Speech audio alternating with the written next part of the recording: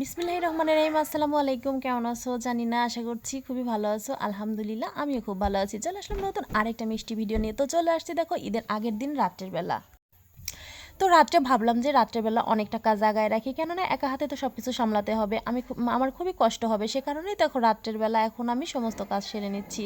আর মেয়ের বাবা চলে আসছে বাসায়, এখন আমাকে অনেক কিছু দিতে বাজার করে নিয়ে আসছে, শ্যাম্পু, বডি ওয়াশ, অনেক কিছু, মানে যা যা প্রয়োজনীয় অনেক কিছু নিয়ে আসছে, সেগুলো দিতে আসছে।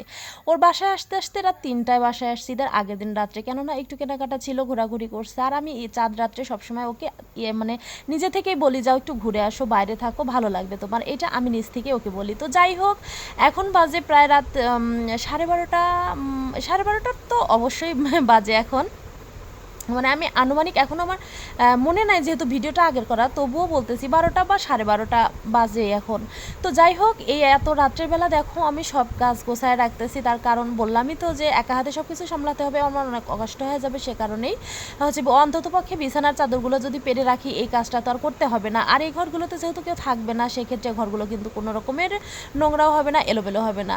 তো যাই হোক, এই নতুন চাদরটাও কিন্তু এক্ষুনি মেয়ের বাবা নিয়ে আসছে, বললাম না যে অনেক কিছু দিতে আসছে বাজার থেকে তোমার এই চাদরগুলো নিয়ে আসছে। আমি ওকে বলছিলাম যে নতুন কিছু চাদর নিয়ে আসো, আমার এবার ঈদে হচ্ছে নতুন চাদর মানে পাড়তে ইচ্ছা করছে। যদিও কিছুদিন আগেই হচ্ছে তোমার কয়েকটা 3টা না 4টা চাদর কিনে নিয়ে আসছে, তারপরেও আমার বায়না শুনে যাই, ও আবার যায় হচ্ছে চাদর 3টা চাদর নিয়ে আসছে আজকে রাত্রে।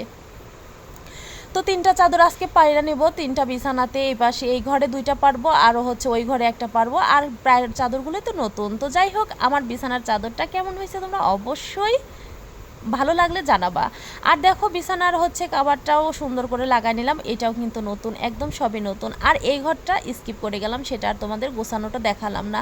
এই বিছানার চাদরটাও কিন্তু আজকেই নিয়ে আসা। তো যাই হোক, অনেক সুন্দর করে মানে অনেক সুন্দর করে গুছিয়ে পরিপাটি করে নিলাম। এখন তো মনে হচ্ছে যে অনেকটা কাজ আগায় গেছে, আমার ভীষণ ভালো লাগতেছে, একটু হলেও টেনশন কম কম লাগতেছে।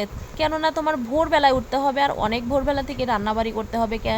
হচ্ছে ঈদের সময় অনেকে আসে, তারপরে বাসায় তো আমরা অনেকগুলো লোকজন, সেই ক্ষেত্রে রান্না তো এমনিতেই অনেকটা বেশি।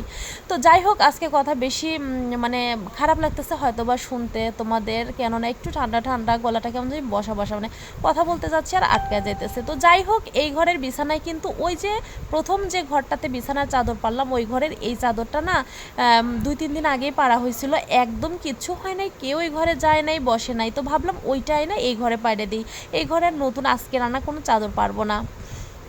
কারণ হচ্ছে তোমার এই ঘরটাতে তো খাওয়া দাওয়া করা হয়, আর বেশি খচাখচি হয়, তো নতুন চাদর আর পারতে ইচ্ছা করলো না। 2 দিন আগেই পারা, যেহেতু ওইটাই উঠা নিয়ে এসে এই ঘরে পাড়া দিতেছি।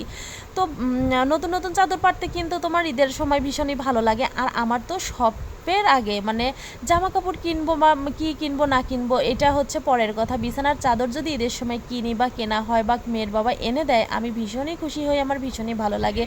এমনিতেও আমি সংসারের জিনিসপত্র কিনতে বেশি পছন্দ করি, আমার নিজের পার্সোনাল জিনিসের চেয়েও। আর বিছানার চাদর হলে তো কোনো কথাই নাই। তো তোমাদের সবার ঈদ কেমন কাটলো সেটা জানি না, তবে আমার ঈদ কেটেছে মোটামুটি।